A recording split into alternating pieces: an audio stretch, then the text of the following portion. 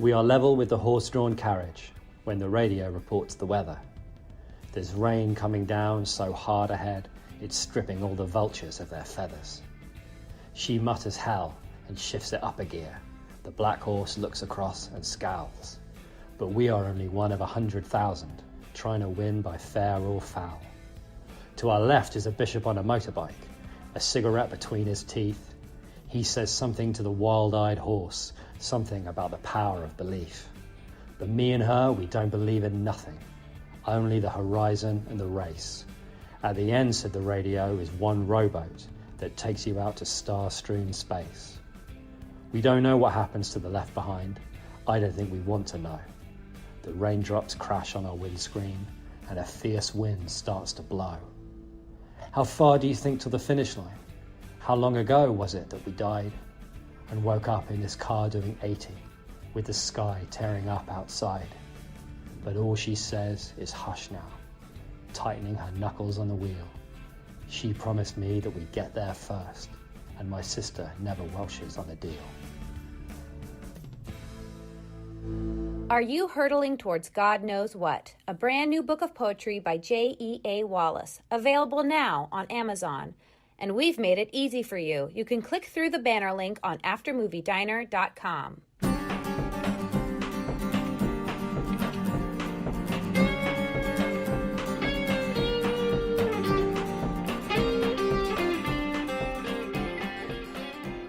You're listening to the sweet sounds of the After Movie Diner with your host, Jon Cross. That's right, I am Jon Cross, and this week I've been mostly sat in a puddle of a green substance that smelt faintly of old ham. But it's actually been rather pleasurable. Welcome, ladies, gents, ladies from Ghent, Norwegians in Lent, spoon-benders with all their spoons bent, trout fishermen called Kent, a Herbert Lom enthusiast with all their money spent, a massive forehead with a tiny dent, a tiny forefather in a massive tent, 3 tubs of I can't believe it's not formaldehyde that cost me half my rent, and Carlos the Jackal. Welcome one, and welcome all. Before we get to this week's show, which is hotter than a Welshman out on the moors clutching a pickle between his thighs, calling his love Esmeralda to bring him half a tub of mayonnaise and a pulled beef panini, a quick reminder that you can support the After Movie Diner in many ways, but one of them is by going over to patreon.com/After Movie Diner and becoming a patron of the show. That's patreon.com/After Movie Diner. You can also make a one-time donation by clicking the Buy Us a Coffee button on aftermoviediner.com, or you can click the Amazon.com link on our website before you do your shopping and bookmark that link as your Amazon on your browser, so that every time you make a purchase, and at no extra cost to yourself, Amazon slips us a few pleasantly buff nuggets. The mad bastards. I know that's confusing, but basically what I'm saying is click the ad on our website. When that comes up, bookmark that link as your Amazon link, and then every time you go to Amazon, we'll get some cash. I hope that it's made sense. Really, after all of this, what we actually want you to do while you're at Amazon or on Amazon or in Amazon, maybe you're looking at Amazon while you're in the Amazon, that's a possibility, isn't it? Anyway, while you're there, order our beloved co-host Jim Wallace's book of poetry and lyrics. Are You Hurtling Towards God Knows What?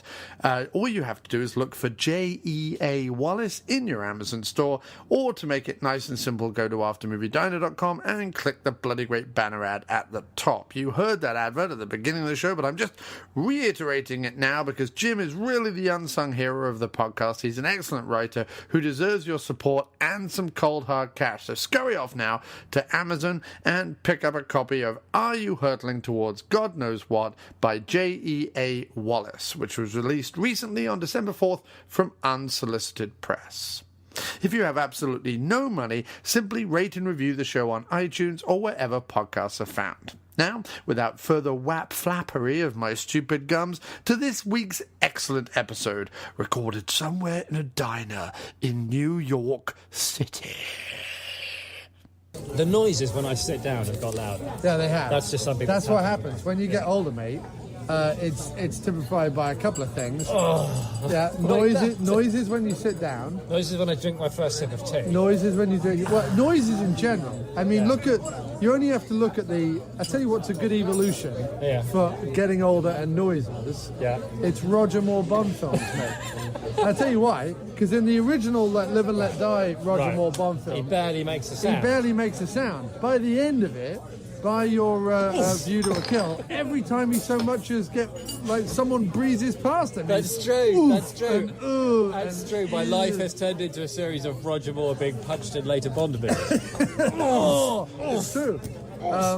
And bringing up noises, I was in the cinema bathroom earlier was quite impressed. I'm glad we're doing this before we start eating. Yeah, quite impressed that not only someone was taking a plop in a cinema bathroom, which, to be fair, is brazen at the best of times. Yeah, it requires no sense of... I think... But also... It requires like a Zen-like ability to ignore your own nose. Right, and to... I am not listening to you, nose. And to ignore the fact that probably bums have lived in that bathroom. Don't even think about it. Don't even think about it. It was probably a hobo canister, is what I like to call it. And you have just done plops in a hobo canister. Yeah. However, this person who was doing said plops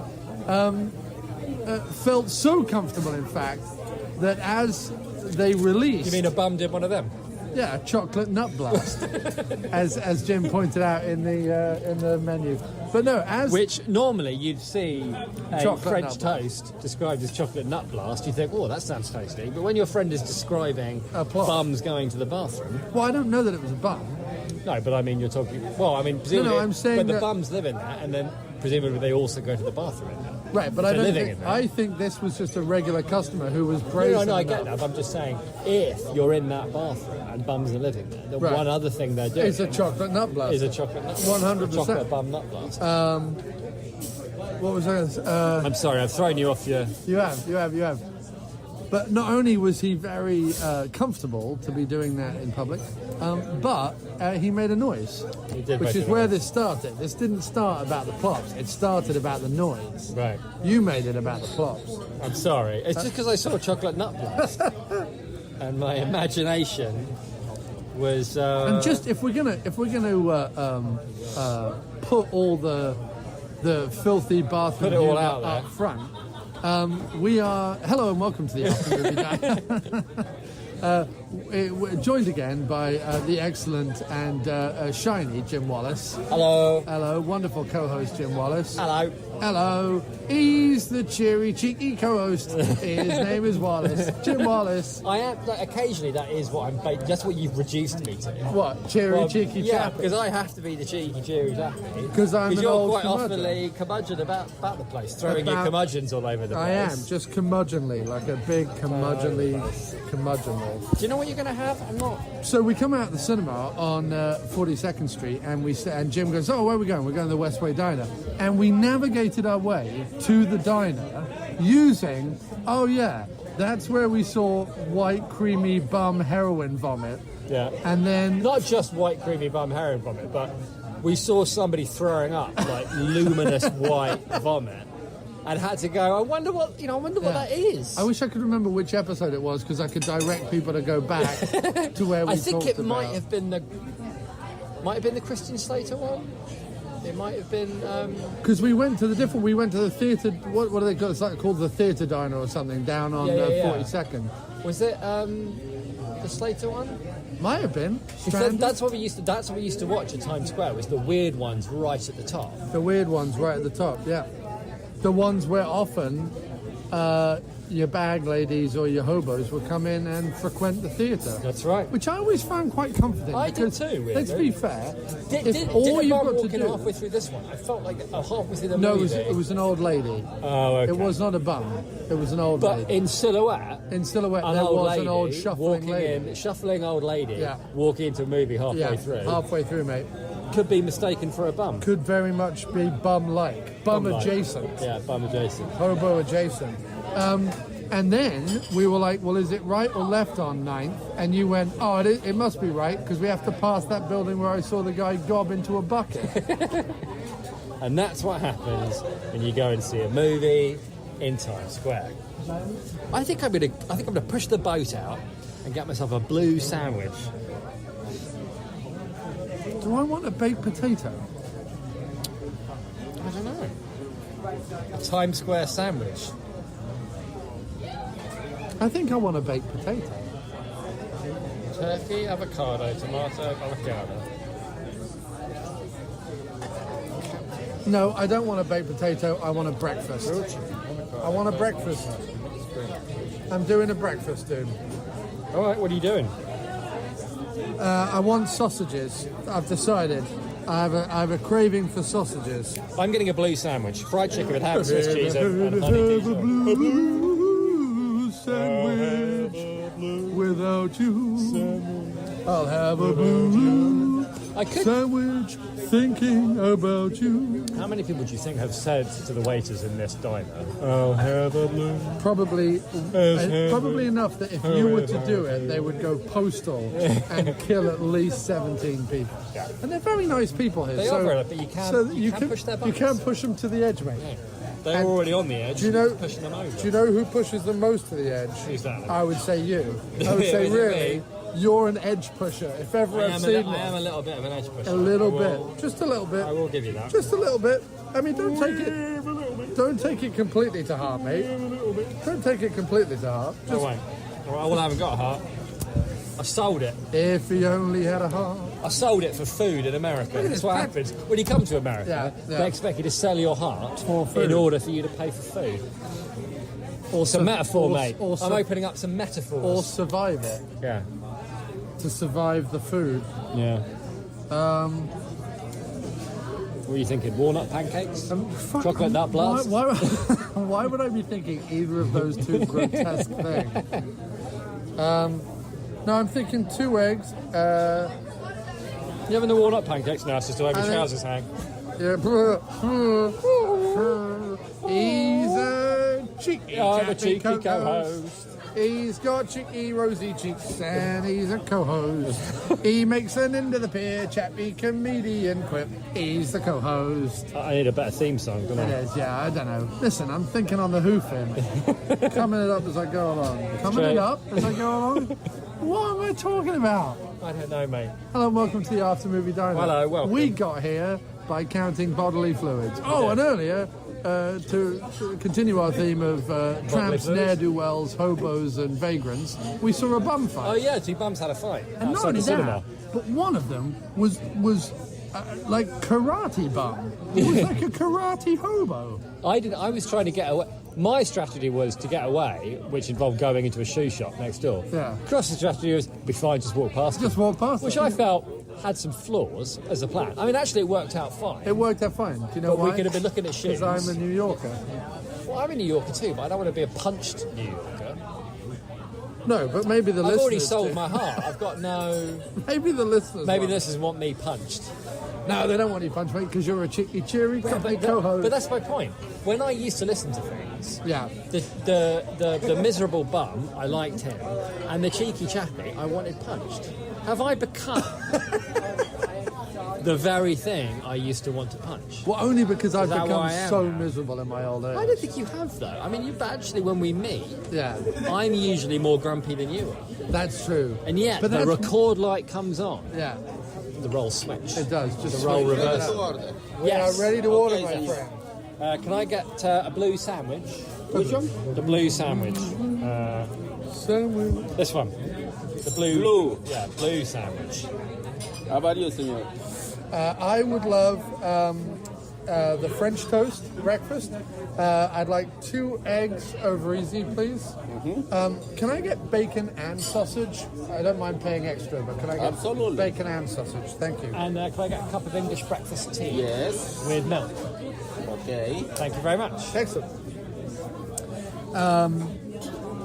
Yeah, no, don't worry about it, mate. People like the cheeky chappy as well. I guess some people do, right? Because Yeah. some people go, oh no, I like the cheeky chappy. And I go, what? What's Why? wrong with you? And then I would feel slightly alienated and therefore better. Yeah. Because I used to like feeling alienated Right. from the Whereas mainstream. other people So find- I've become mainstream. Yeah. I've become like a morning TV show presenter. Do you know what I mean? Like somehow people you're put, not that bad. but You're not that But bad. I'm saying somehow people put up with it. They're like, oh, I know, I like a bit of cheer in the morning. Oh, they're very good, aren't they? You know, that kind of Right, thing. they become like... That's me. They become like a pair of socks that you're like, I don't mind them, they're kind of comfy. It's like at a certain point in your life, you go, yeah, but Lennon, he's a bit angry, isn't he? I much prefer Paul. That happened to me. Yeah. When I suddenly stopped thinking Lennon was cool and started thinking McCartney was where it was at. Yeah, well, It happened around the time that I started making Roger Moore noises when I sat down. Yeah, right. It all happened at once. And we were out of nowhere. And you know, I was having a conversation with brother earlier, your brother, My your brother. Me mate, Jon Wallace, Who sits aside from this whole debate with an amused smile Yeah, he playing does. upon his lips Sat in a as he corner mentally somewhere. notes, Yeah. you know, your idiocies. yeah, and wishing you would grow a mustache. Turning them into, you know, fodder for his next magnum opus. Magnum opus, indeed. But I was talking with him. We earlier. are but fuel for his artistic fire. Thank you very much. Thank you. Thank you so much. We are but flecks of gooey egg white on the omelette of his dreams. On the breakfast plate. On the breakfast plate of his Of dreams. his art, yeah. Of his Machiavellian puppet master ways. Well, he doesn't puppet us. He lets us do our thing. Right. He lets us hang ourselves, Yeah, quite yeah, literally. yeah, quite literally. But no, I was talking to your brother earlier, and he was saying, is it, you know, we've had this discussion, but I think it's valid because of the whole conversation we're having about getting older. Right. You know, is it that movies have got more crap, or is it just that we've all got older? And my theory is this, and this is not related to the movie we went and saw tonight. Although by the way. actually, I could link it quite neatly. Okay, well, Afterwards, mate, when you're finished. Afterwards, when I finish. Natural flow of a podcast, isn't it? So, yeah, indeed, right thing to do. But we were talking, and I was saying, well, how can that be? Like, if it's just I've got older and my feelings are kids, and I don't like movies that are made for... Right, if that's the case, if it's just that I have lost the wide-eyed charm and wonder and innocence and naivete, to pronounce it incorrectly and pretentiously, of my youthful self... Which you have. I mean, that's happened. That's gone. That's gone. I'm not saying it's necessarily affected anything, but it has gone. I don't know. I think the flame still flickers somewhere deep. Does it really? I think it does. But let me finish. Sorry. If that be case, mate, and I'll take it on advisement that it might be, but how is it then? And this is just a just question. throwing it out I'm there. just throwing it out there, mate. Bouncing it So we're across the listing court several. to allow you to stick it in the net. Which I would not want to do, because if this is tennis that we're playing, I would want to stick it over there. I was going with basketball. Oh, okay. I was thinking because you mentioned McCartney earlier, and So then you you went were. Hang on. All right. Let me tell you. No, the way. okay, we're going to take you through the thought process. I then thought Matt Farley. Right. You were on the Motor Media Infomercial podcast recently, and he plays basketball. That's true. Can I just So say, I thought I think Matt would be very pleased, because I thought there was going to be more steps between Paul McCartney and Matt Farley, but you just went right there. Well, because But in Paul your is his mind, favourite. no, I get it. I'm just saying, in your mind, And it goes Ram- Paul McCartney, and the next thing you think of is Matt Farley. Right. I think it's great. I think it's wonderful. I think it's fabulous. Because I think there's a validation there. Somehow that we've if- gotten off on the whole basketball tennis thing, and I've forgotten what your original point was. Okay, so my original point was this: Right. did movies get crap or did I get old? And this is my thing. I'm not answering, mate. I'm If- waiting with bated ears. If, as we've previously surmised, Yeah. that Speculated. the youthful, bouncy, exuberant, naive sprog that I once was is now You well were and never bouncing. well and truly dead. I'm talking about my innocence. Oh, you're in it? Right, that you're in it. lived within. Yeah. My willingness to look past, let's say, certain film shortcomings in order to find them charming, Right. which is what we're presupposing about movies getting shit. They didn't get shit. They're actually still just as good. I just got old and curmudgeonly. This Right. is what I'm presupposing. No, I'm back Going with with you. it? I'm back Right. with you. If that's the case, Yeah. how is it Yeah. that I can watch a movie Yeah. that is from the 70s or the 80s or the 90s, even the 90s, mate, even the 90s. Right. I can watch a movie from any of those decades that is aimed, let's say, more squarely at the teen family audience, I can watch a film from that era that, let's say, I hadn't previously hitherto seen, and I can enjoy it with the wide-eyed exuberance. Do you want me to speculate? However... I do like to speculate. Yes, go ahead, mate. Well, my speculation... You understand what I'm saying? No, I do, but... So... I'm saying I didn't get old because I can still enjoy good movies when I see them. Right, but my point is... Here we go. Okay. That the reason that those movies from the 70s, the 80s and the 90s speak to you is because you are of an age where those movies, like, culturally... speak to you. Like, you grew up with the 70s in the background, the 80s around you when you were younger, and the 90s when you came of age. So the culture around you... come of age. But the culture around you, the subconscious, the cultural subconscious, as T.S. Eliot termed it, Right. which is that you He's are... getting literary, folks. He's getting literary. Oh, getting literary. The things that you are unknowingly tapping into, like attitudes, things that are important, goals, beauty, right. humour, all of that. Right. Those things that you share in common with people of your generation, right? And you can still appreciate things from generations before, and you can appreciate things from generations coming after. But I'm saying the reason that those movies speak to you is because you were the audience for those movies. So you are not the audience. Let me agree with you. For these movies. Let me agree with you. Well, at the same time, disagree. No. Let me fully agree with you by way of example. Okay. At the end of one of my favourite films from the 80s that I like to champion, not necessarily one of my favourite films. Who's Harry Crumb? No. Okay. Because you posted that. Equally, Who's Harry Crumb? I was going to go with the Howard the Duck bit, where at the very end, Leah Thompson and her band of female musicians are playing the Howard the Duck song, right. and he comes on and does a guitar solo and da-da-da-da-da. Right. I was going to say, if we were watching a movie today about...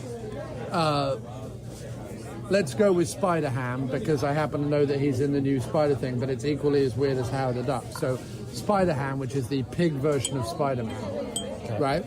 Let's say there was a standalone Spider-Ham movie, right?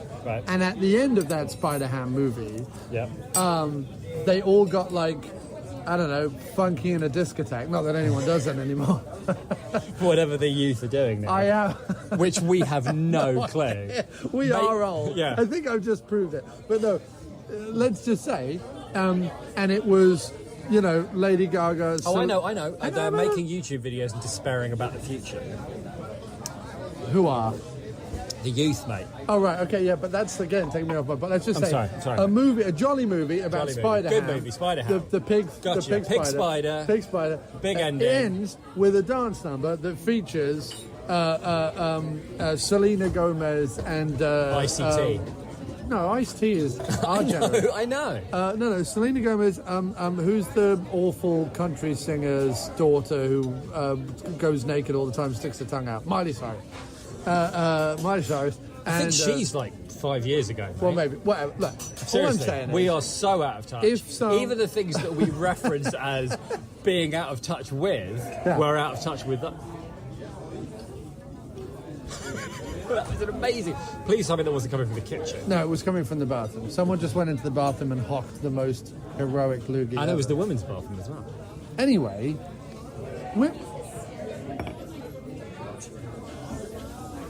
something is definitely happening in that bathroom. Could be an alien. It's not terribly appetising. Is it a bun? Oh, good, the food's here. Is someone massively throwing up in the bathroom? Is that what's happening? Thank you very much. Lovely. Lovely, thank you. Enjoy. Excellent. Well, it's just another New York diner experience as we sit down to eat our wonderful... An attempt to eat with the sounds of somebody trying to put their stomach into the toilet. Anyway... Yeah, sorry. My example was... Right. That it was... I was taking your point, that culturally, for example... Right. In Who's Harry Crumb, at the end, you've got... I'm reaching out for a hero, or whatever that is. Is that Bonnie Tyler? Who's that? No idea. I think it's Bonnie Tyler. Or someone like that, anyway. She's reaching out for a hero, and he's on top of a airplane ladder thing. And fun and whatever ensues. Right. If the same thing was happening today, and I don't know, one of the Jonas Brothers was on an escalator, and suddenly Sia, is it Sia or Sia, the one with the half black face, half white face with the mad wig? No idea. Whatever. No, and we're she properly started singing. edging towards absolute ignorance now. If she started singing, I would be like, what is this rubbish? And I would get up from the cinema and walk out. However, John Candy and Bonnie Tyler, I'm all about it, mate. So I think you hit the nail proverbially and almost accurately on the head. Now, if I may, ease us into Mortal Engines, the film what we just went and saw. The film what we just saw. The biggest problem, I mean, there were a lot of problems. Well, there were a lot of things that were, like, extremely disturbing, which I'd like to get into at some point. Really? Okay. Yeah. But the biggest problem was every single dramatic moment in the movie I'd seen before, like down to the lines themselves. Yeah. You know what I mean? Like they would say, oh, he's out. He's better. He's better. He's all right. I think he's just pissed. Wow. That just happened, huh? No, he's all right. He's out with his mates and he's pissed up. Hopefully he's not going to let you at the table, but it's far enough away now that I don't care. So, yeah, things like a character goes, wait for my signal. How will I know at the signal? Oh, trust me, you'll know. Okay, I've seen that a million times. And it's just full of stuff like that, like all the big dramatic moments. Not that they were lifted, it's just there comes a point where you've seen it. Or like, it's over. And then now it's over. You know, all that kind of thing. Even like down to the big like fucking reveal of like, you know, the Star Wars rip-off reveal. And I think it's even conscious. I just think there reaches a point where if you're going to tell stories, if you're going to, especially like big blockbusters, and you want to like lean on things that have worked before because by Christ this is costing us a lot of money. Right. You know, we don't want to fuck it up. Right.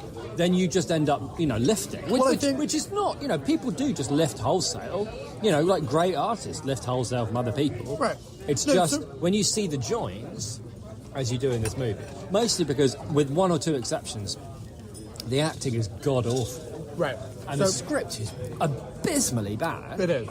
So the script is so bad that even Hugo Weaving can't act well with it.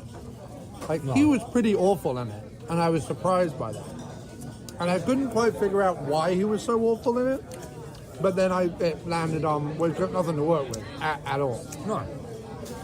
Because he's on a green screen with a terrible script, playing the most generic villain of all time. Whose motivations are not only unclear, but they're saved for the like a big reveal. When the big reveal comes, you don't really understand why he's doing it, or what the stakes are, or anything. This is what I would say. Should I recap the plot? About Mortal Engines. All right. It's a visually stunning film. God, yes, I'm so glad that when I saw it the way we saw it. That is not visually interesting. Meaning, when you watch films that clearly influenced it, also known as Terry Gilliam's good career, like Time Bandits, Baron Munchausen, and Brazil, and, all of which had huge parts to play in this movie. What's the insurance company one from Meaning of Life? Right. Crimson Permanent Assurance, which is almost entirely the basis of this film. And yet still in 15 minutes manages to say more about human existence and society than this film ever does. We'll get back to that. This had some, maybe not even intentionally, but there was some very interesting things going on. There were. When you watch those films by Gilliam, they're visually stunning, but they're also visually interesting, meaning you're not just looking at the picture going, oh, that's a pretty picture, or that's amazing the way he shot that. You're like, wait, what was that? How is that attached to that? What is that cog doing? Where's that duct going? What's the thing? Like, you're pulled into it, right? So it's not just visually stunning. No, In other words, you appreciate the beauty of it, but it's also visually interesting because you kind of want to know more. Like immediately, when you see the computer consoles in Brazil, for example, and the way people are using them, you want to spend more time in that world. And the brilliance of Brazil almost is that Gilliam doesn't allow you to. Like, Gilliam treats these incredible surroundings and these visually interesting things and these props that he's had some prop master put together for like 3 weeks or whatever. He treats them as just normal. This is what the character does every day. And he should treat them that way because that's what the character does every day. So, but because you're whizzing through the thing and he's doing that and he's going there and he's da-da-da-da-da, you're left to be like, oh no, I want to see more of that and be more of that and do that. Yeah, okay. Because it's visually interesting. This movie, on the other hand, I had no visceral or emotional reaction to any of the stuff that was in it.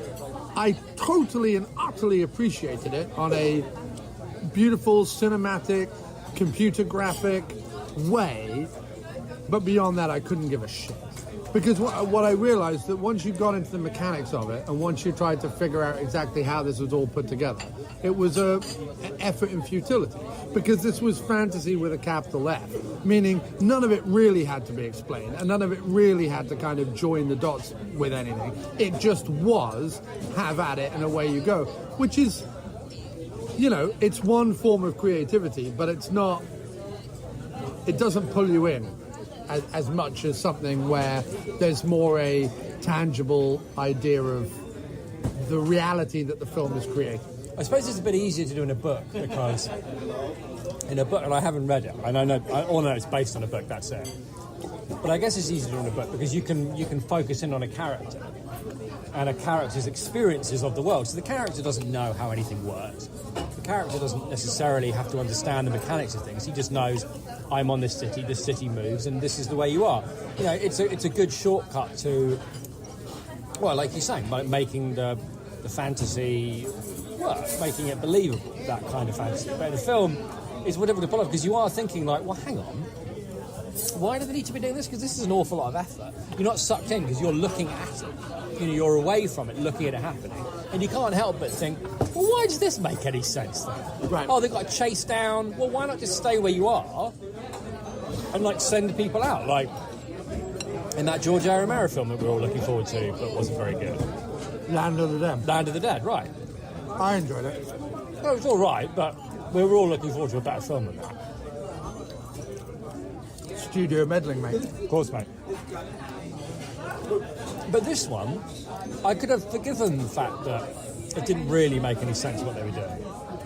And chasing down cities and all the rest of it was obviously bollocks. I could have forgiven all of that. Or that this was meant to take place over an entire continent, and yet everyone knew each other. Oh, yeah, that's a good point. I could have... Oh, you haven't even touched your French toast yet. Oh, I've been having a savoury first one. Yeah, I thought we were going to have it all together. Yeah, I could have forgiven all that because I like a good adventure. Like, I like Krull. Do you know what I mean? That's bollocks. What the hell's going on there? Doesn't matter because you got charisma, right? Yeah. Even though the two leads are fucking boring, everyone else in the whole movie is stuffed to the gills with charisma. Right. Even like, you know, you've got Robbie Coltrane and Liam Neeson in like barely speaking roles. Right. No one, even Weaving, who has a fair amount of charisma knocking around, as you rightly point out, has got nothing to... Because the other thing you need is a half-decent script. Was that Michael Shannon at the beginning? It kind of looks a little bit like Michael Shannon, right? Which bit at the beginning? The guy who was meant to be driving Bavaria around. Yes, it did look like Michael Shannon. It might have been. I mean, it looked like they filmed it in Australia and New Zealand. Maybe he was over for a day, you know? Yeah, I mean, that was the other thing, is that it's odd. You know, I want to, with the best will in the world, be like, I don't mind watching a film of unknowns. because it shouldn't matter that someone's a star or not. But I'll say two things. If it is going to be a bunch of unknowns, do they all have to be relentlessly, annoyingly pretty and vacant? And not even pretty in a kind of like, oh, I'd watch her read the phone book, but pretty in a sort of like vacant way, just in a way where I've just opened the door in an episode of CSI New York, right, to pretend that I'm a witness, right, even though I'm clearly a model. Yeah, that kind of way. None of them had any charisma, and it's seriously. She nearly did. She was the best. She was the best thing in it, right? Yeah. Scarface was the best thing in it. He was maybe the worst thing I've ever seen on screen. He was so dismal. Yeah, he was as if James Franco and Ben Whishaw had a hollow baby. It's that thing of like, is he English? Because he seemed like he wasn't English, but he was playing. They were all Australian, mate. The only interesting guy in the whole movie was Buttons guy, the auctioneer at the People auction, who had the suit full of buttons. I thought he was pretty great. Because he had a suit full of buttons. He had a suit full of buttons. He had well, I tell you why I liked him, because he was straight out of an exploitation movie from the 1980s. He's the kind of guy that would crop up in like a Mad Max or something, which was also all over the joint. But your man, the leading bloke, who's trying to be, he's playing that English thing of, oh, hello, ha ha ha, oh, isn't it? Oh, great, yes, oh, I say, ha. It was just bollocks. It was like an American's idea of what's funny about English people. Except it wasn't American, it was Australian. Well, I guess it's Australians' idea about what's funny about English people. I don't even think it's about what's funny. I think it was about what sells. Because look at how the movie ends up. Anyway, do the plot. All right, blimey. It's a bit convoluted, so strap on your convoluted trousers. And cool, so I'm going to have to skip over vast parts of it. I don't really have any reason. Doesn't matter at all, yeah. So, 2,000 years in the future, from now, after a catastrophic, nuclear event that nearly wiped out the world and changed the very landscape of the Earth. Because of giant weapons. The giant weapons. Called the Medusa. The world is divided up into cities on wheels, basically, that ride around the world preying on smaller cities and scavengers for fuel, food and fuel. Well, resources, but there's not really any. There's not really any concrete thing about what resources they're lacking. He constantly says, the city wasn't surviving, and yet everyone on the city looks to be surviving perfectly fine. They're all rich and very happy. I mean, maybe Irishman with unbelievable. Do you know what the worst thing in this film was? By a country mile, in a way that was like, what was anybody even thinking? Which the highlights in Irishman's hair. Yeah, he's supposed to be gritty man from the fucking basement of the city who's so they give him an Irish accent because he's, salt of the earth, mate, kind of thing, and he's got these easily a $500 hairstyle, yeah, with immaculate highlights. Well, it was also Titanic, wasn't it? It was almost. He almost turned around to the other guy and go, "Forget it, boy, or you'll never get near to the likes of her." That almost happened in this film. And the blonde was so unbelievably bland as to be. Oh my God, almost so invisible. Vacuous. Anyway, sorry. Tell me what to do again to save the city while I just stand here looking mildly panicked. Yeah, pull a lever. That was it, by the way. Her entire arc was, hello, I'm posh and rich, but quite clever and likeable. Oh, my dad's a bit of a cad. Pull the lever. The end. Anyway, sorry. Anyway, right. So, cities, wheels, hunting down smaller cities for resources. What resources are unclear. It seems like, metal, we're going to burn the metal. But then they save the... who the fuck knows?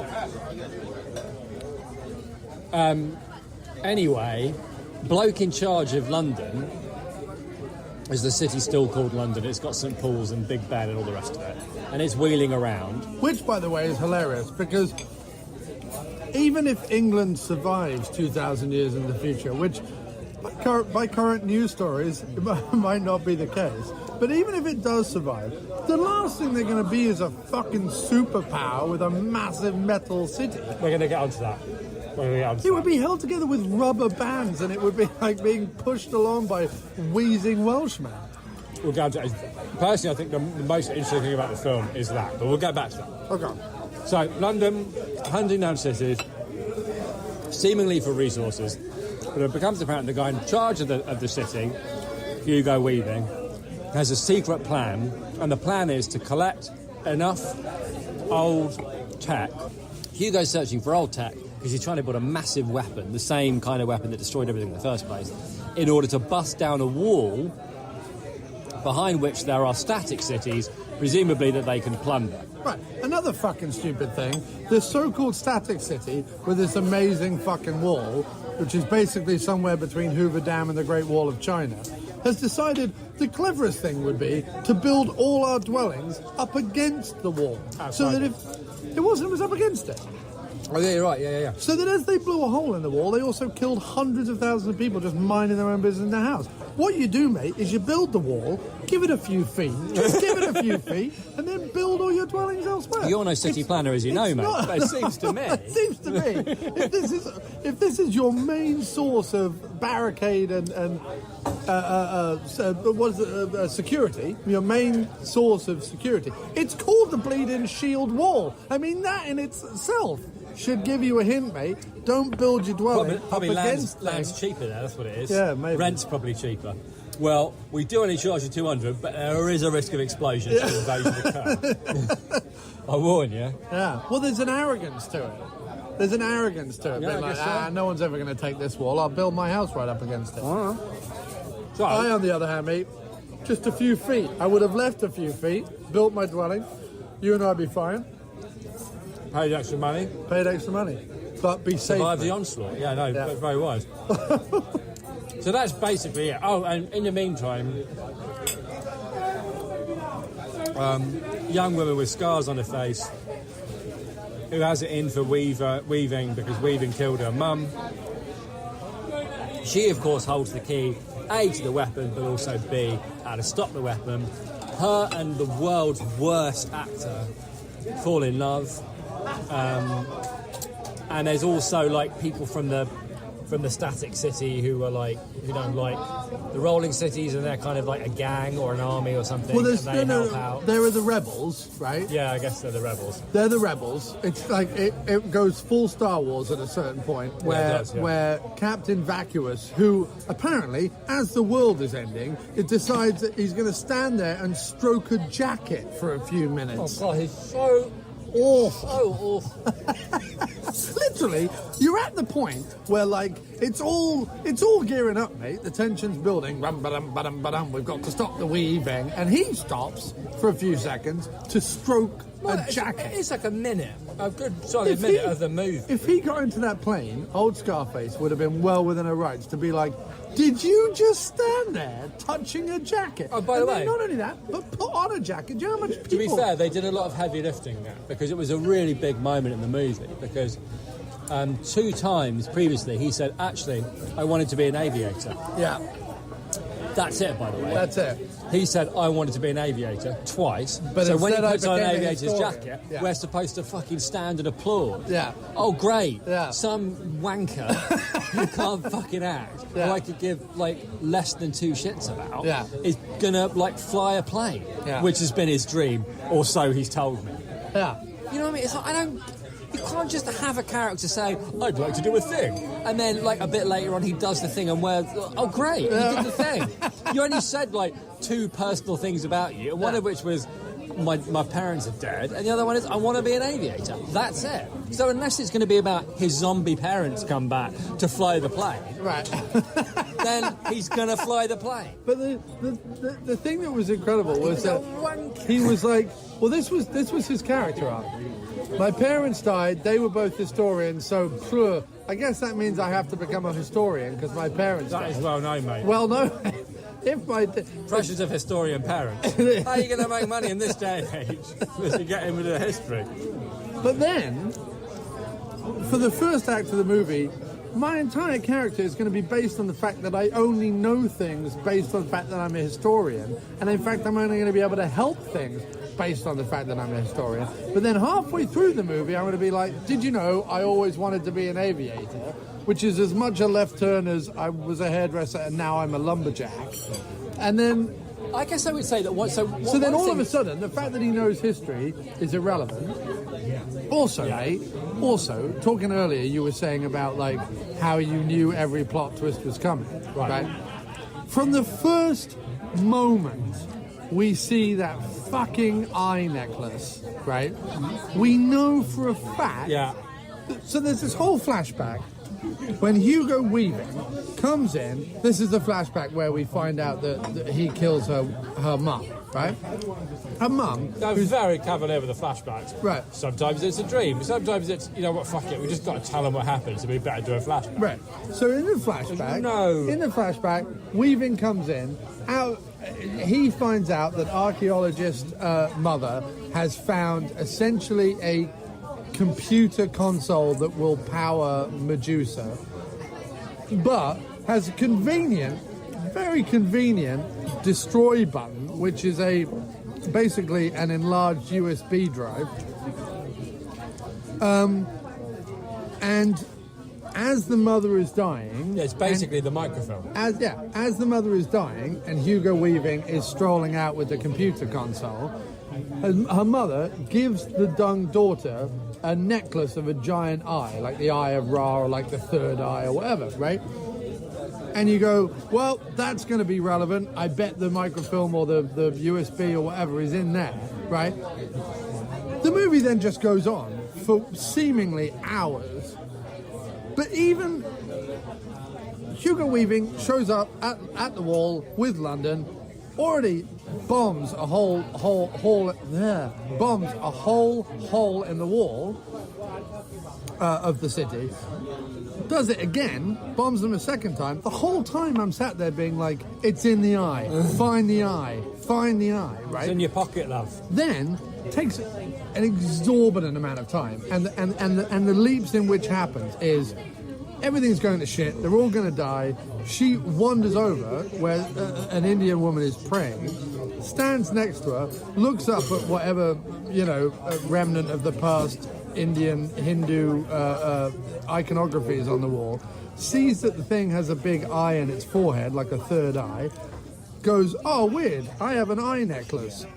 Looks down at the eye necklace and opens it, something which you think she would have done when she was 8 if she realised it was a locket, or even mate, much earlier in the film. But no, she waits the very last minute to open it. All of a sudden you realise, wait a minute, London is this huge fucking rolling city over there.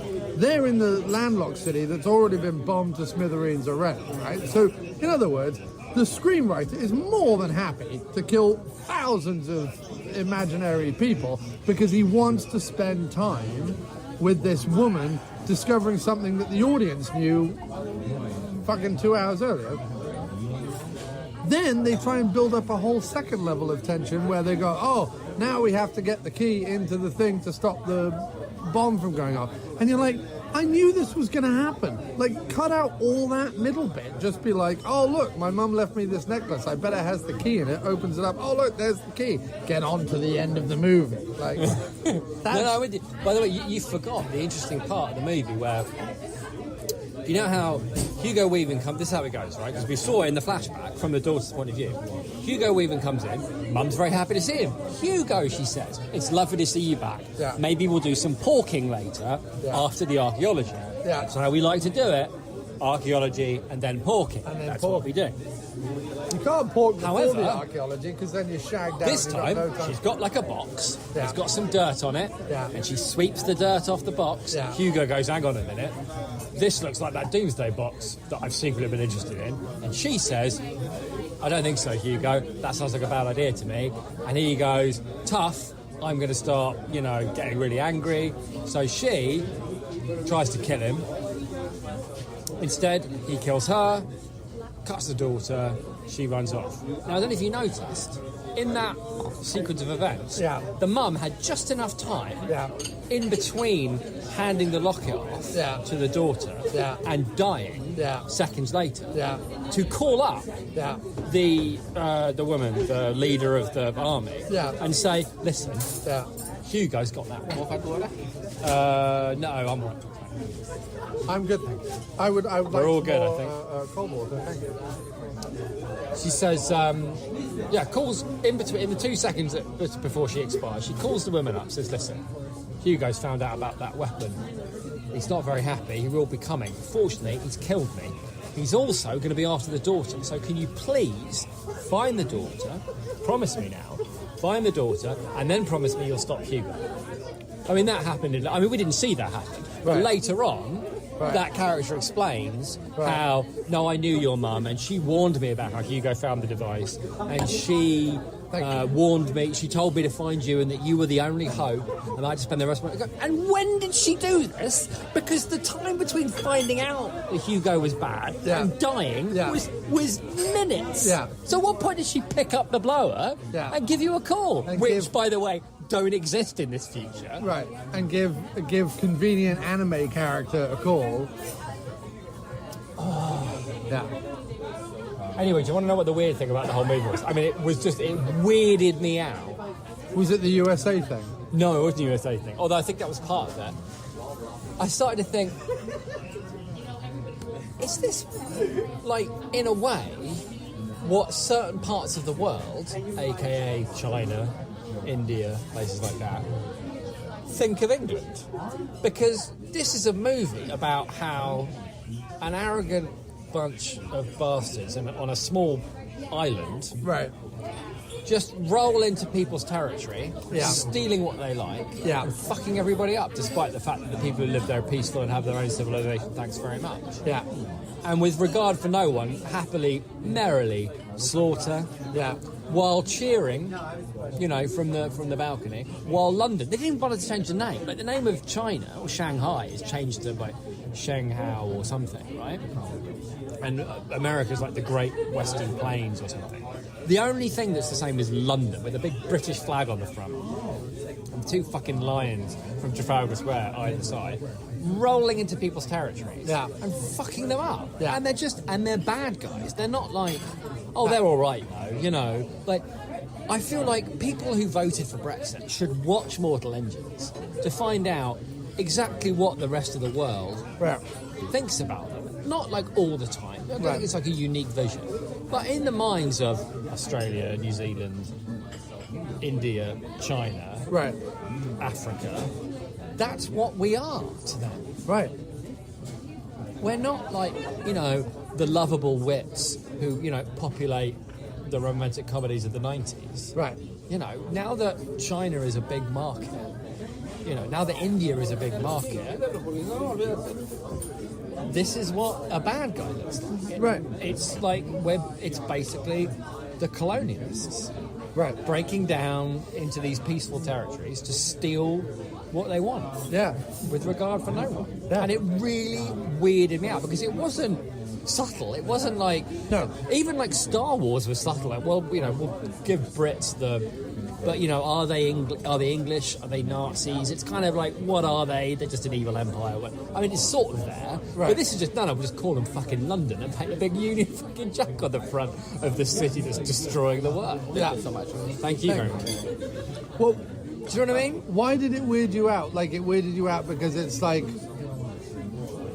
what? Because we're English or what? No, because it's not like the thing in Star Wars like specifically references the Civil War, right? Well, not the Civil War, the War of Independence, right? Which is like, we're over that now. They forgave us. Now they think we're interesting and witty for some reason. That does, I'll be honest, escape me. Yeah, but for some reason, having this accent is like, oh, you're so witty and intelligent. Yeah. No, really. But okay. Okay. right? So we can handle that. Yeah. But this was something else. This was like, it's set in the future, and we're still an arrogant colonial power. Yeah. Rolling into these countries and laying waste. Except having lived in both post-empirical and post-2 World War Britain for the first 25 years of our lives, having lived there, right, this idea that we still wield anything like that kind of importance exists way more in the minds of the hierarchy and the aristocracy in England. No, I agree. Way more than it does anywhere else. No, I agree. But that's exactly my point. Is that they see it as a force for good. And what I'm saying is that these places, China and India, I don't see it as a force for good. Right, but they know they were on the receiving end of it. India and China. No, I get it. And I'm not saying that they're worried that England are coming back, but like that's the kind of people they think. But I was going to say that you were saying it weirded you out. What I was saying was, it actually made me laugh because if England in 50 years, let alone 2,000 years, were to try and attempt to build some sort of large movable city, we can't even build it would be, it would be the shape of Boris Johnson's head. It would be made out of and it wouldn't fucking move. It would be made out of people's hopes and dreams, and it would dash hopes and dreams. It would have 3 wheels, 2 of which would be made out of cardboard, and 1 of which would still have a wheel clamp. Yeah, everything's fine. Great, we're all done. It would have the remnants of a recently scraped off wheel clamp, like one of those yellow wheel clamps from a council estate in Essex or something. And it wouldn't work. It would be filled with bickering, incompetent turds. And, so this, what weirded me out was not like, the world sees us as a bunch of empirical bastards who ruined it's because not. I kind of see us that way. What weirded me out was this idea that, well, we're going to tell this story about the future and blah, blah, blah, blah. Because normally, if you're going to set a movie in the future, if you're going to set a fantasy film or a sci-fi film, more often or not a sci-fi film, but if you're going to have some sort of a futuristic film with a socio-political context, even if it's as weak as Mad Max's, we're running out of fuel so everyone's become a barbarian, even if that's just your quasi-ecological message, right? If you're going to do that, it normally tries to commentate at least on recent history. Do you know what I mean? At least on some sort of thing. Because when the movie started and it was all England has busted down the Channel Bridge and is now taking over Europe, I was like, okay, this couldn't have been more wildly mistimed. Because actually what's happening is England is we don't know if we want to be in Europe or not in Europe, and is flailing around like a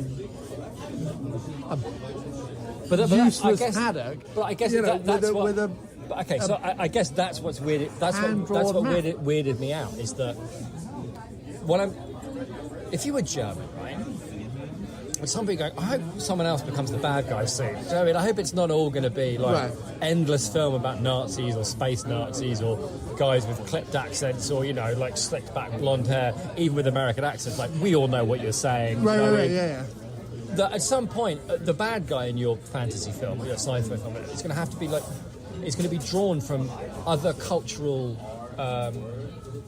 understandings. So I guess what I'm saying is that what weirded me out was the idea of, is this if movies are going to be more, just what we were saying before about being marketed to our generation, right?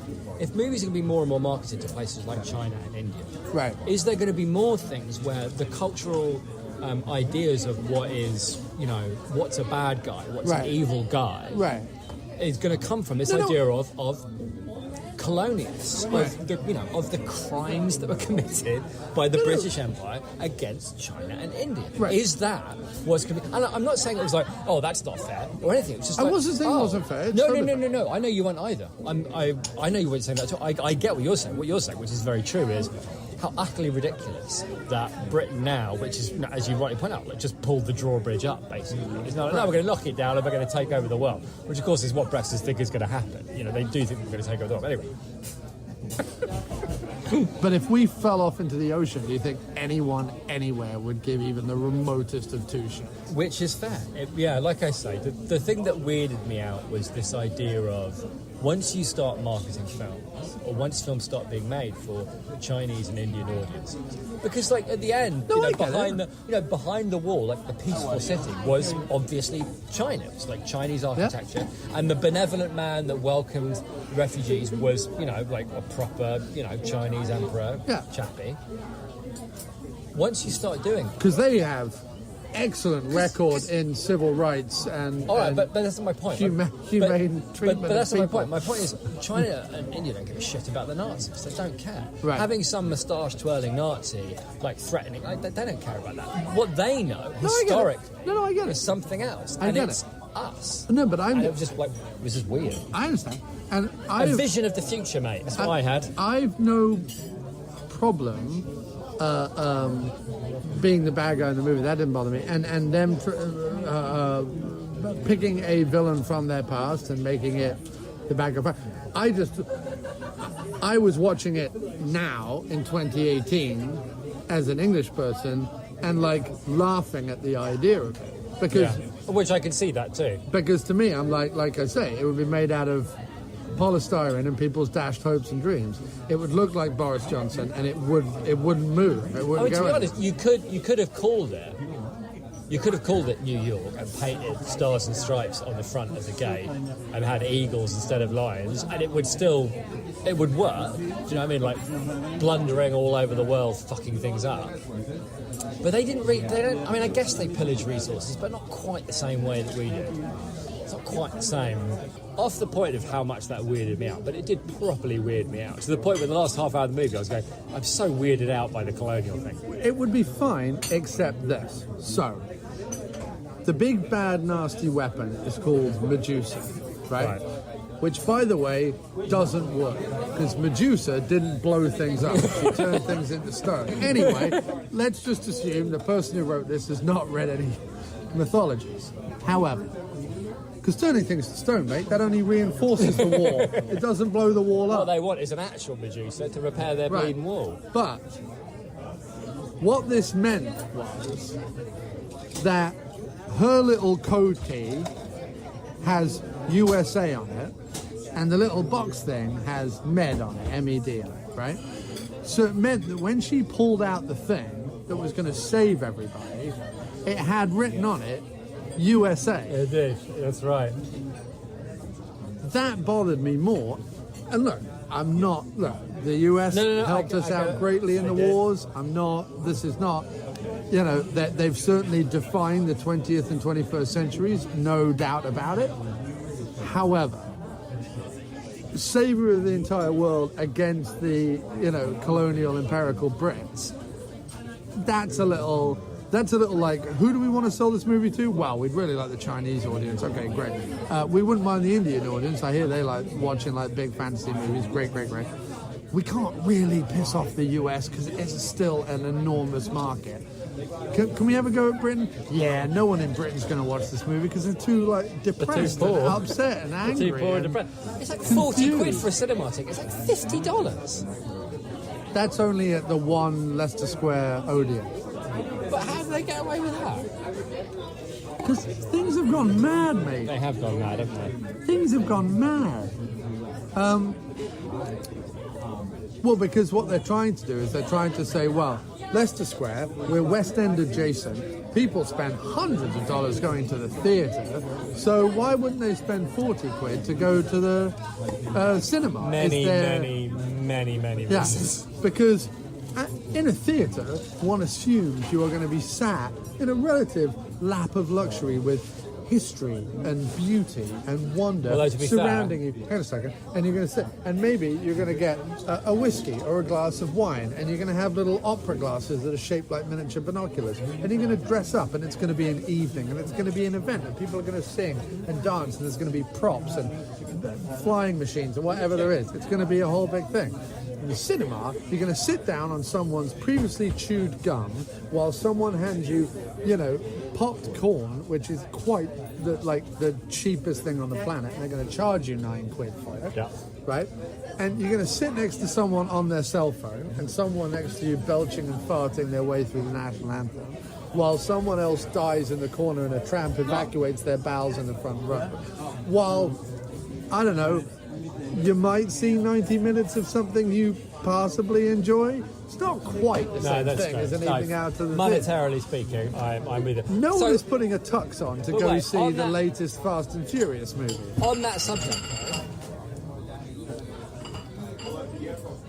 obviously, apart from her, I did like Scarface. I thought she was pretty good. Scarface is pretty good. Even the leader of the anime character grew on me when she had like a little bit to do. She grew on me a little bit. Yeah, little bit. The rest of them were all like terrible. He was... What really bothered me was when convenient anime character, in, by the way, the most flimsiest flying craft that somehow survives a million, bombs and fires and everything else. When she rocks up into, the flying planet, or the flying city, that they flimsily put together with what looks like the Bloomer balloon from Baron Munchausen, her, rebel friends are all impossibly handsome, gorgeous, tanned, there wasn't a scratch on them. And I'm like, wait a minute, you're freedom fighters. This guy looks like he just got out of the salon. Looks like he's just had a fucking mani-pedi. To be fair, none of them were as bad as the Irish Blake's highlights. No, true. They were on. I was gobsmacked. My jaw was on the floor, right. And every time I go, it can't be. No, it's even more immaculate than I thought it was. So there's two more things I want to mention before we wrap this up. Yeah. One, what was the let's make 20 minutes of this movie a Guillermo del Toro film and have the robotic / Frankenstein-like monster guy who kind of loves the little girl and wants her to be a monster just like him, but actually he's going to realize that true love is the way that her future lies, so therefore he's going to somehow commit suicide by turning his heart off. What was that? It was very Not only weird. that, but she is crying at the death of him because, okay, all right, he's caught a weird Frankenstein metal surrogate uncle figure. So, all right. But then it cuts to the Sky City that he's just incinerating, killing hundreds of people. While she's... All right. But this leads to prong 2 of my problem. How many times in this movie were things literally like panic, chaos, fire, explosions, death, destruction, everything in the background? And you could hear the dialogue between the two main characters we were watching immaculate, like perfectly, right? Without any background noise whatsoever, almost in slow motion. With no sense of urgency whatsoever. Like when Strike was the robot Frankenstein monster, who weirdly is into, wind-up dolls. I get it. You watched the Guillermo del Toro movie and you wanted to make 20 minutes of your own. I understand. You grew up watching Terry Gilliam and now you'd like to make a Terry Gilliam film. I know you're also a Star Wars fan, so you put some of that in there. I get it. I understand. Fantastic. Wonderful. However, all that was nonsense. But the worst bit was the entire Sky City is on fire. Everything's falling about. People are dying. Planes and flying machines and whatever are falling off whatever. And you're having an emotional moment with your weird, creepy robot uncle who's been trying to kill you this whole time for reasons that don't make any sense whatsoever, right? And instead of, I don't know, getting to the fucking plane and flying away, you're going to sit there and have a conversation. But okay, sit there and have a conversation. But at least make it frantic. At least put noise in the background. At least make it like, you know, I don't know, as the plane flies away, you reach out and he falls off the thing or something. Like, at least make it, but no. And then later on, Hugo Weaving comes out of the St. Paul's, which is also exploding behind him, while fires rage and, you know, people are being shot and everything else. And his daughter's there, the blonde one, right? And he goes up to her, and all of a sudden they're having an incredibly deep and meaningful conversation. Not written deep and meaningfully, but we're meant to think it's a deep and meaningful conversation, where we can hear everything absolutely perfectly, even Hugo Weaving's clearly ADR'd at a later date baritone. And it's just, that kind of stuff pulls me right out of the movie, because I'm like, well, wait a minute, the world, like, have those conversations, sure, but at least put some effort into, like, noises and things. No, I know, I get what you mean. It was all like that. It was all, oh, you know what, Hugo's not quite succeeded with knocking his wall down, so he's going to drive the city into the wall. But what is that accomplish? Which, by the way... Because your city would be gone. Which, by the way, was a contingency plan he always had, even though he didn't know there was a key out there that could turn his machine on. Yes, good point. Also, what is that thing about villains, right? That even when you've got a massive machine, right, and you've waited... what must be at least 18 years? If he's the little girl's father, let's say 18 years, right? You've spent 18 years scavenging and building this thing, right? You've traversed the whole world to get to the wall. I thought this too, right? yeah. But you're so villainous and evil that instead of waiting for the massive weapon you spent 20 years building to recharge, which, by the way, only takes a few minutes, and by the way, you've already killed all the aircraft resistance, and you've blown two big holes in the wall. They're not under fire. Literally nothing's happening. He's like, recharge it. The weird older woman with the white hair goes, give it a few minutes. Give it a few minutes. And it'll be fine. And he just goes, needs to cool down. And he goes, no, you're going to risk 20 years of work and blowing up your own machine because, I just can't wait to kill more people. We've got to get the wall down. No, I know. I'm saying our best chance of that is to let the weapon cool down, and then we can do it. But if you do this, you risk not getting the shot and also killing all of us. Yeah. Well, there's a chance of willing to take. Why? Why, though? Right. No. What's the upside? But don't worry about it. I have a contingency plan whereby I kill everyone in the control room. Wait, sorry, what? You have a massive weapon, and instead of waiting a few minutes for it to recharge, you're going to what? Sorry. Kill everyone in the control room. Yep, that's my plan. Oh, what do you do? What do you do when the city's happen? destroyed? Oh, I'll be away. I'll be flying around. Right. So what's the wall come down for? So we can plunder it. With what? With your little tiny machine that presumably they'll shoot out. There's no point in getting angry about it because it was all from start to finish.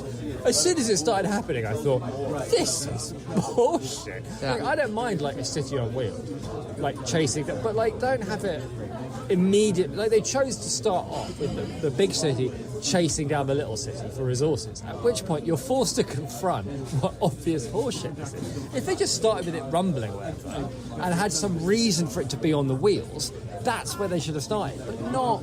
They just wanted to explain that it was on wheels. And it would have just I can see that. I can see it's on fucking wheels. I can literally see that, but it's moving. I get it. Yeah.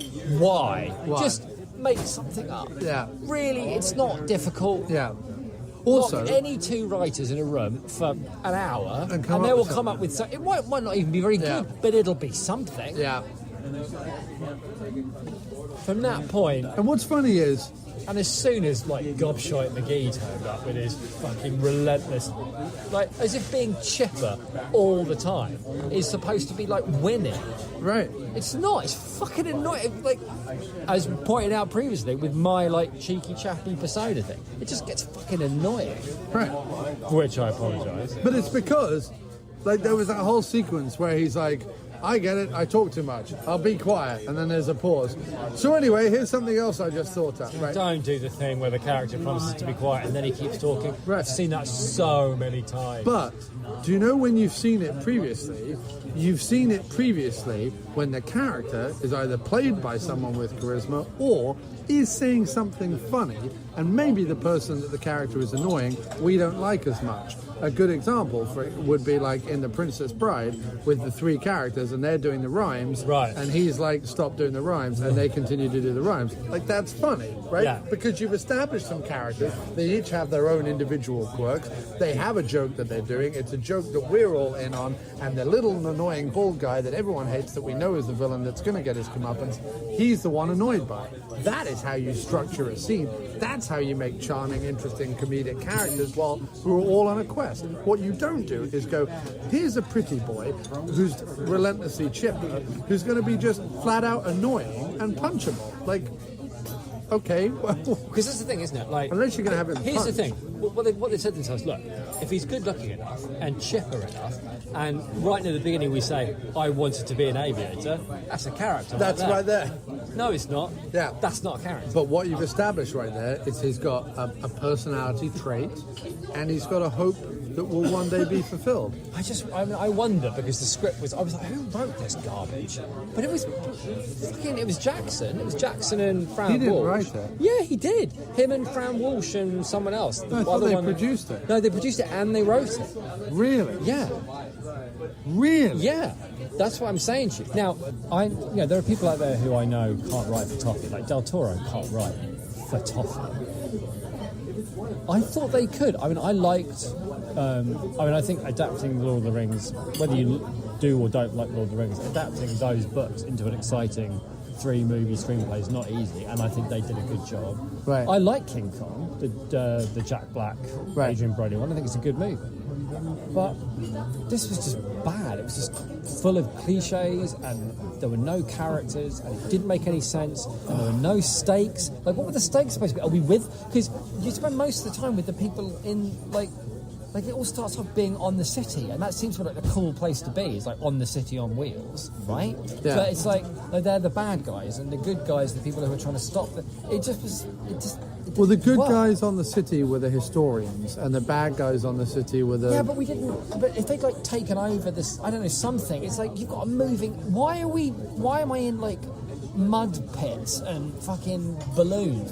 It's a city on wheels. Why are we not saying everything on this? Why is there not, like, an underground revolution and, you know what I mean, like, sword fights on the top of fucking balconies overlooking, like, a moving landscape? You know what I mean? Like, why is the movie not set? I'm going to just think about this now. On the fucking moving set. What's the point in having it if you're not going to have the fucking movie on it? Yeah. They leave it and then they never go back. Right. So, we're on a tiny plane, and now we're on a fucking balloon, and now we're on a... It's like, I don't care about any of this. Yeah. This is so much less interesting. Yeah. The only thing this whole movie is based on is, hey, what if we had a movie that was set on a city on wheels? Yeah, but it does... Cool. It does... It's funny. I understand that there is well-written fantasy stuff, and there is pap. Right. I've never been a fan... When other people, even so-called good fantasy films, I always watch them with an element of the way you watch this one. Meaning that while a sci-fi film I can get behind, even a sci-fi fantasy film I can get behind, because to some extent they're either boys' own adventures, or, which I can get behind, or they are commenting on something that's currently going on, right? So in other words, if this movie was made and there was like America and Russia and maybe UK and Europe, and like that stuff was being commented on, which there's like so much stuff to be commented on, that would be one thing. Instead, the comments they do make about America is like, oh, guffaw, the minions would be, like a model of a minion would be an archaeological find in 2,000 years. And isn't it funny that we call the years that everyone had cell phones the screen age? And then a comment about a Twinkie. I'm like, why would there be a Twinkie? Anyway, again, beggar. My problem mostly with fantasy films is just silly name people doing things I don't understand for reasons that aren't explained, and going from one silly place to another silly place that might be all very imaginative, but at the same time actually amounts to nothing, right? So exactly how you're watching this movie, like, why is it on wheels? Why is it London? Why is the Earth dead? Why do they have to go all the way to this wall? What is it behind the wall that they need? Why is that called London, but that's called something else? Who's that person? What are they rebelling against? Why is his coat made out of buttons? Why are they selling people? Who are they selling people to, and why? Endless question. Endless twaddle. I'm referring to twaddle. But I could ask that about every single step of this movie. Every single step of this movie. Fair right? enough. So that's how I feel about fantasy in general when it's written. It's like, why do I care about this? What's happening? Where? Yeah, fair enough. And again, I'll say again, beautifully shot, beautifully rendered in CGI.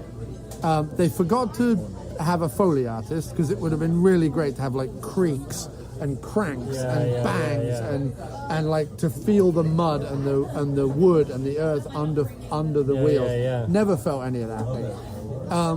But beautifully shot, beautifully rendered. Some areas that could have been really interesting. I mean, like the couple with the algae tea in the like centipede thing, which again is like, you look at the bit in Time Bandits when they go into the ship that's on the head of the giant, and you've got like the ogre guy and the old woman in the ship, right? Because who Gilliam casts, because how it is written, because when Palin and Gilliam see that scene as writers, they go, oh, here's a little comedy sketch we could set in the scene while the plot continues, right? That makes it a scene where you're like, oh, I love the scene with like the ogre and the old woman. This scene, on the other hand, you're like, okay, I get it. You're dressed up like two characters from a 1980s exploitation movie, and you're talking about algae tea. But like beyond that, like question marks. You know what I mean? Like No, fair point, mate. We should wrap it up. We're going to wrap it up for ages. But yeah, it looked great, but it was fucking annoying. Yeah. And I don't mind being the villain, and I don't mind movies set for China and India and other places. No, I don't either. What I fear though, and this is not a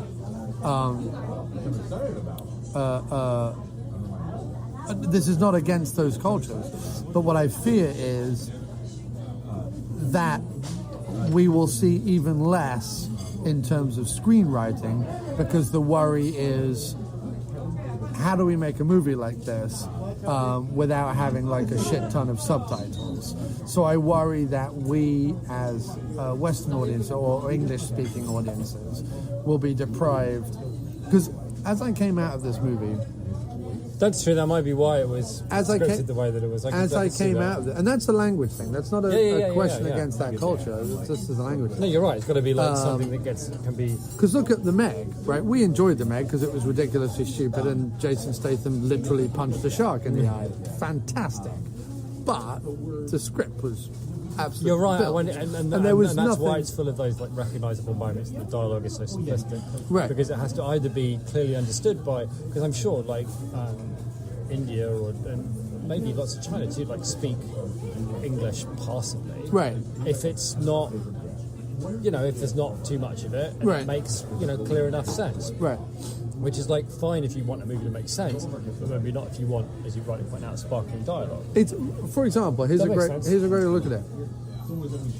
Hong Kong action films are phenomenal. They have amazing stunts, incredible martial arts. They have mind-blowing sequences in them, and so on and so forth. But only certain people watch them, because only certain people have any interest in following a plot through subtitles. You can do all the flips, twists, explosions, kicks, and driving buses up hills or whatever it is that you want. But still, to a Western audience, there's only so many people who are going to sit down and watch. This was obviously before DVDs and Blu-rays, where you could just stick on the dub But like before the dub, when it was just, you know, there was only certain people who were fans of Jackie Chan movies or Chow Yun Fat or whatever. But there's only certain people who are fans of those movies because only certain people will sit through the thing. And it doesn't matter if you go, well, martial arts sells around the world. Yes, it does, but it doesn't. You're not going to go to Times Square, 42nd Street, in a huge, great AMC theater and sit down to watch an Asian film, even if it has like all the action in the world in it. The majority of people are not. However, something like this, something like the Fast and Furious, something like the Meg, those kind of films, they are going to sell. You know what I mean? No, I'm with you. So, I think when I came out of this film, before we discussed it, the first two things that went through my mind was, this was a film in dangerous need of quips, which we've said so many times, but like, really, this movie, if you just thrown a few like passable one-liners in there, I don't know why there isn't like, you know, a handful of like quip writers. If you're going to have 15 writers on a script, which most scripts go through a pass of at least 15 writers these days, have at least 3 of them know what they're doing with like a pun even, right?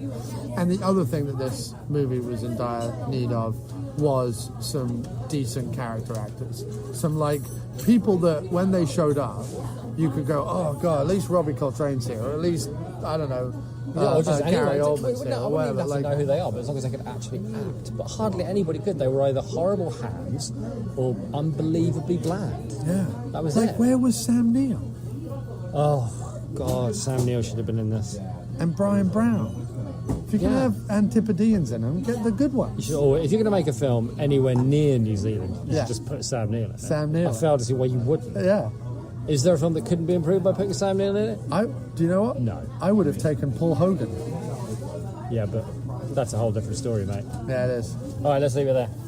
On your Paul Hogan and on that confession. Paul Hogan confession. That's been the After Movie Diner for this week.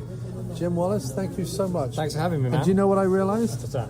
We didn't mention your book again. That's right. Stick the poem on the front.